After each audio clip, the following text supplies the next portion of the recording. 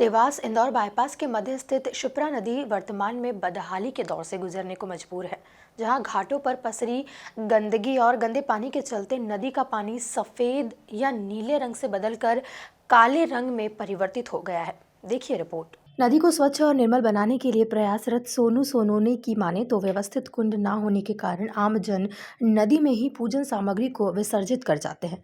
नदी की जो वर्तमान स्थिति है, उसी के चलते नदी का पानी अपना रंग बदलकर काले रंग में परिवर्तित हो चुका है। इसके साथ ही पर्याप्त संसाधनों के होते हुए भी प्रशासन नदी के पानी को स्वच्छ और निर्मल बनाने में असफल नजर आ रहा है।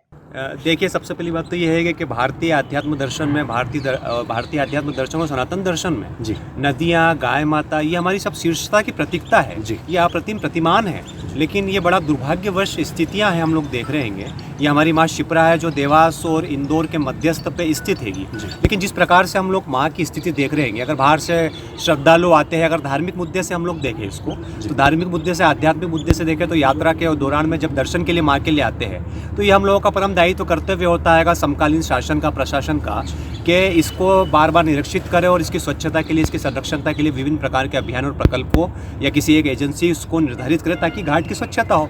अगर बाहर से श्रद्धालु या यात्री कोई आता है तो मैं नहीं समझता हूँ कि जो माँ की अभी जो स्थिति है वो काफ़ी दयनीय। देखिए ना, माँ जो पानी का जो रंग होता है वो नीला या सफ़ेद रंग होता है, लेकिन यहाँ पर जिस प्रकार से विपरीत व्याख्या का परिदृश्य देखने को मिल रहा है, तो ये इस बात को बताता है कि जिस प्रकार से शासन प्रशासन का इस पर ध्यान है वो आप लोग देख ही रहे हैं। कहा जाता है कि शिप्रा को मोक्षदायिनी कहा जाता है कि वर्तमान में जो शिप्रा का परिदृश्य अपन देखते हैं तो स्वयं शिप्रा मोक्ष के लिए तरस रही है, आप देख सकते हैं। क्या कहेंगे इस बारे में? देखिए, हम लोग तो हमेशा इस प्रयास में रहते हैं कि माँ की स्वच्छता के लिए और संरक्षणता के लिए, माँ की संरक्षणता के लिए जितने मेरे वक्तव्यों के माध्यम से नदी संरक्षण पर देश हित में मैं कार्य करता हूँ, नदी हित पर कार्य करता हूँ।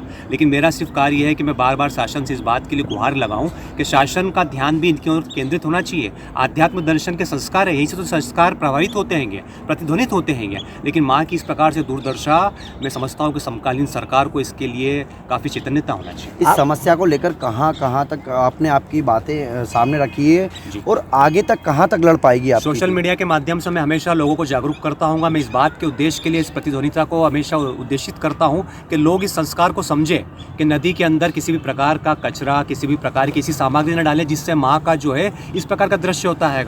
आज माँ का रंग जो है बिल्कुल विपरीत व्याख्या में हो गया, काले रंग की हो गई है माँ बिल्कुल भी। तो मैं बस ये कहना चाहता हूँ आम जनता से कि माँ के अंदर किसी प्रकार का कचरा, कूड़ा, गंदगी ना डाले।